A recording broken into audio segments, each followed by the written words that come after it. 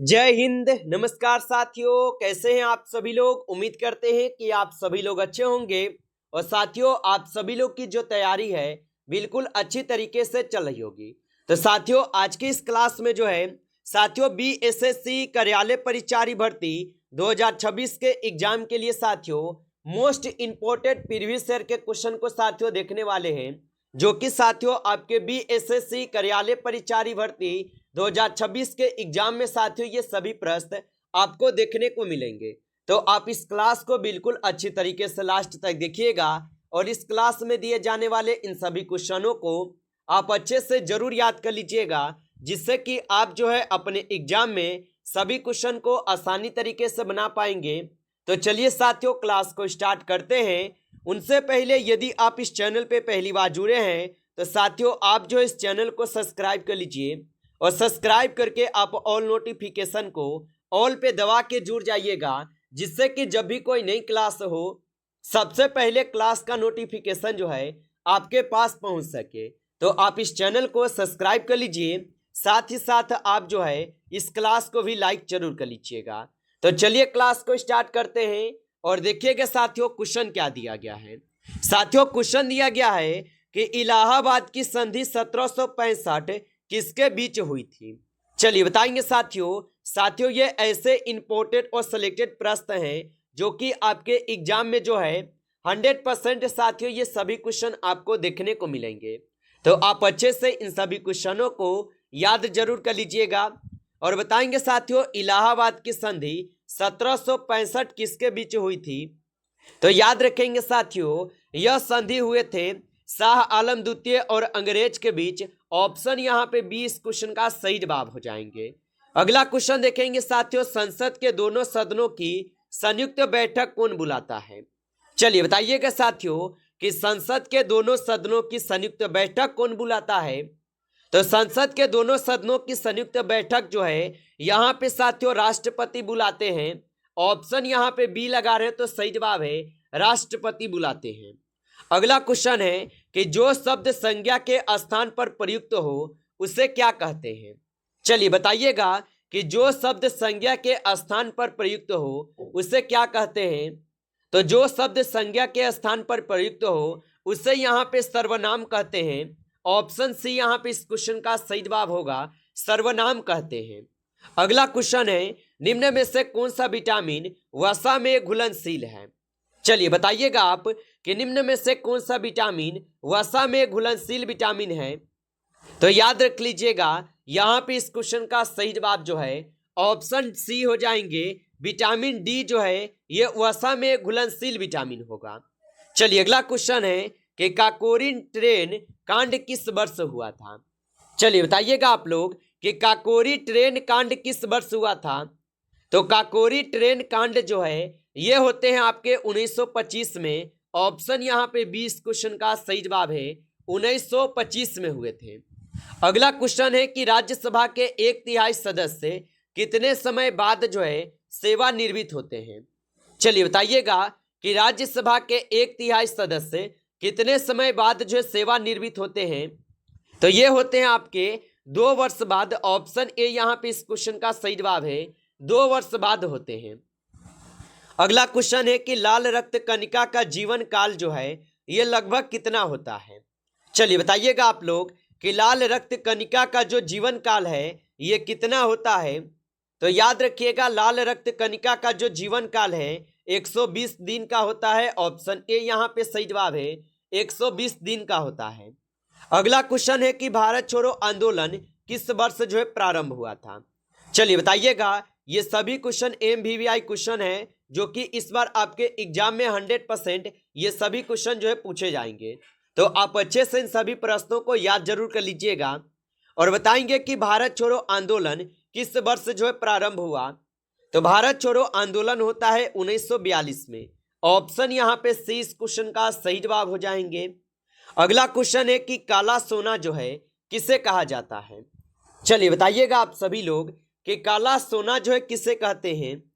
तो काला सोना जो यहाँ पे कोयला को बोला जाता है। ऑप्शन बी यहाँ पे इस क्वेश्चन का सही जवाब हो जाएगा कोयला को बोला जाता है। अगला क्वेश्चन है कि अकबर का जन्म कहाँ हुआ था।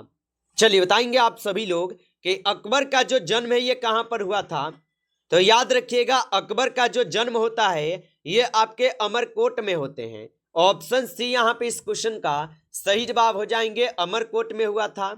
अगला क्वेश्चन है कि वह सीन की भांति लड़ता है, यहाँ पे में जो है ये कौन सा अलंकार है। चलिए बताएंगे कि वह सीन की भांति लड़ता है, यहाँ पे में जो है ये कौन सा अलंकार है। तो ये हो जाएंगे उपमा अलंकार। ऑप्शन बी कीजिएगा इस क्वेश्चन का सही जवाब। अगला क्वेश्चन है कि ध्वनि की तीव्रता किसमें मापी जाती है। चलिए बताएंगे आप सभी लोग कि ध्वनि की तीव्रता किसमें मापी जाती है। तो ध्वनि की जो तीव्रता है ये आपके डेसिबल में मापे जाते हैं। ऑप्शन यहाँ पे 20 क्वेश्चन का सही जवाब है, डेसिबल में मापे जाते हैं। अगला क्वेश्चन है कि पानीपत का जो दूसरा युद्ध है ये कब हुआ था। चलिए बताएंगे आप सभी लोग कि पानीपत का जो दूसरा युद्ध है ये कब हुआ था। तो साथियों पानीपत का जो दूसरा युद्ध है ये 1556 में हुआ था। ऑप्शन यहाँ पे बी लगा रहे हैं, तो इस क्वेश्चन का बिल्कुल सही जवाब है, 1556 में हुआ था। अगला क्वेश्चन है कि समनार्थी शब्द कौन सा संज्ञा है। चलिए बताएंगे कि समनार्थी शब्द कौन सा है।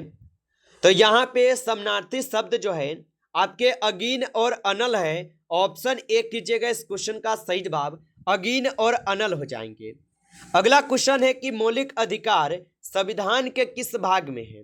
चलिए बताइएगा, और आप अभी तक इस क्लास को जो है लाइक नहीं किए हैं तो आप इस क्लास को लाइक कर लीजिए।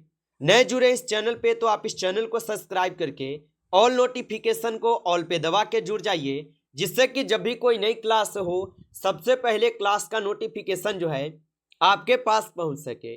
तो आप इस चैनल को सब्सक्राइब जरूर कर लीजिएगा और बताइएगा कि मौलिक अधिकार संविधान के किस भाग में होगा। तो याद रख लीजिएगा, मौलिक अधिकार जो है संविधान के भाग 3 में है। ऑप्शन यहाँ पे 20 क्वेश्चन का सही जवाब होगा। अगला क्वेश्चन दिया गया है कि भारत का पहला उपग्रह कौन सा था। चलिए बताएंगे आप सभी लोग कि भारत का पहला उपग्रह कौन सा था। तो भारत का जो पहला उपग्रह था यहाँ पे आपके आर्यभट्ट थे। ऑप्शन बी कीजिएगा इस क्वेश्चन का सही जवाब, आर्यभट्ट हो जाएंगे। अगला क्वेश्चन है कि जलियांवाला बाग हत्याकांड कब हुआ था। तो जलियांवाला बाग हत्याकांड जो है ये कब हुआ था। तो जलियांवाला बाग हत्याकांड जो है ये आपके होते हैं 1919 में। ऑप्शन यहाँ पे सी इस क्वेश्चन का सही जवाब हो जाएंगे, 1919 में हुए थे। अगला क्वेश्चन दिया गया कि सबसे हल्की धातु कौन सी है। चलिए बताइएगा आप लोग कि सबसे हल्की धातु जो यहाँ पे कौन सी है। तो सबसे हल्की धातु जो है यहाँ पे हो जाएंगे आपके लिथियम। लिथियम जो है ये सबसे हल्की धातु है। ऑप्शन बी इस क्वेश्चन का आंसर हो जाएंगे। अगला क्वेश्चन है कि सांची स्तूप किस राज्य में है। चलिए बताएंगे आप लोग कि सांची स्तूप किस राज्य में है। तो सांची स्तूप जो है ये आपके मध्य प्रदेश राज्य में है। ऑप्शन बी कीजिएगा इस क्वेश्चन का सही जवाब, मध्य प्रदेश में होगा। अगला क्वेश्चन है कि अंधों में कान्हा राजा मुहावरे का जो अर्थ है ये क्या है। चलिए बताइएगा कि अंधों में कान्हा राजा मुहावरे का अर्थ क्या होगा। तो अंधों में कान्हा राजा मुहावरे का अर्थ होता है कम ज्ञान में श्रेष्ठ समझ जाना। ऑप्शन ए यहाँ पे सही जवाब होगा। अगला क्वेश्चन है भारतीय संविधान में कुल कितनी अनुसूचियां हैं। चलिए आंसर लगाइएगा कि भारतीय संविधान में कुल कितनी अनुसूचियां हैं। तो याद रखिएगा भारतीय संविधान में जो है कुल आपके 12 अनुसूचियां हो जाएगा। ऑप्शन यहाँ पे 20 क्वेश्चन का सही जवाब होगा। चलिए अगला क्वेश्चन है कि नालंदा विश्वविद्यालय किस राज्य में है। चलिए बताइएगा आप लोग कि नालंदा विश्वविद्यालय किस राज्य में है। तो याद रखिएगा नालंदा विश्वविद्यालय जो है ये हो जाएंगे किस राज्य में। तो ये बिहार राज्य में है। ऑप्शन यहाँ पे 20 क्वेश्चन का बिल्कुल सही जवाब होगा।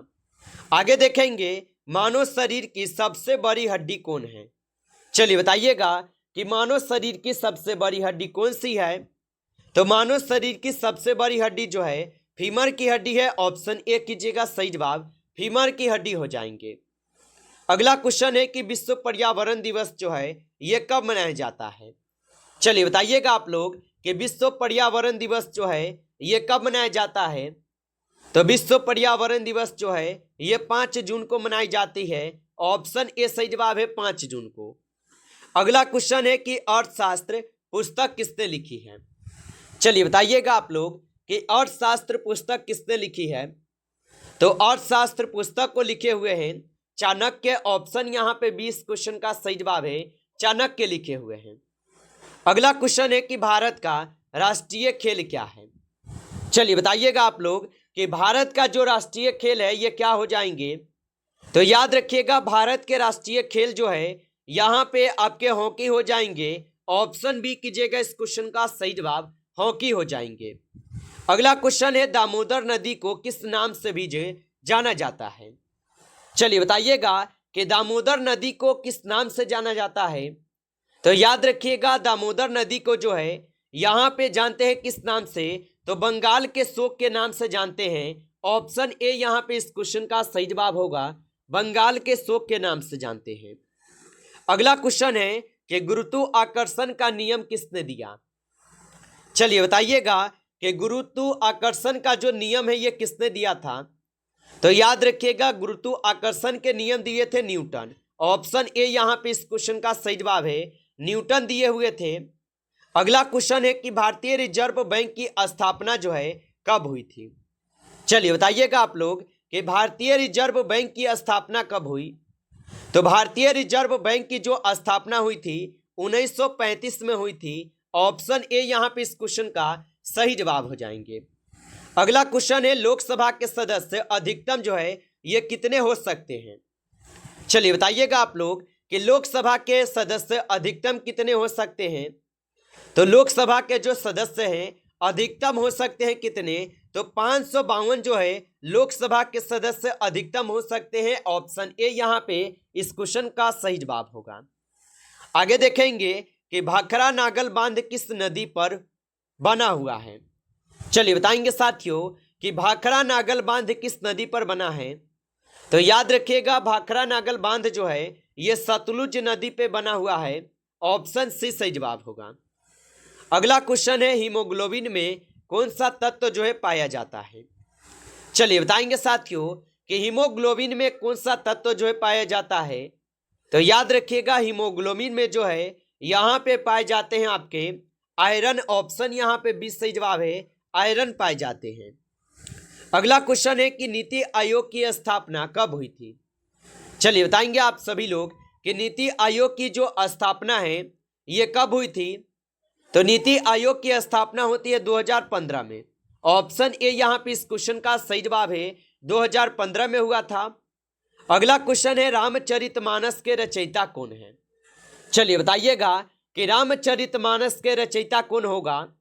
तो रामचरितमानस के जो रचयिता है तुलसीदास हो जाएंगे। ऑप्शन सी कीजिएगा सही जवाब, तुलसीदास हो जाएंगे। आगे देखेंगे कि चिपको आंदोलन किस राज्य से शुरू हुआ था? चलिए बताइएगा आप कि चिपको आंदोलन किस राज्य से शुरू हुआ था? तो याद रख लीजिएगा चिपको आंदोलन जो है ये आपके उत्तराखंड राज्य से शुरू होता है। ऑप्शन यहाँ पे सी इस क्वेश्चन का सही जवाब हो जाएंगे, उत्तराखंड से शुरू हुआ था। नमस्कार साथियों, इस क्लास में जो है आपके टॉप 35 क्वेश्चन थे जो कि काफी इंपॉर्टेंट और सिलेक्टेड क्वेश्चन थे। साथियों यदि आपको क्लास अच्छा लगा हो तो आप इस क्लास को लाइक कर लीजिएगा।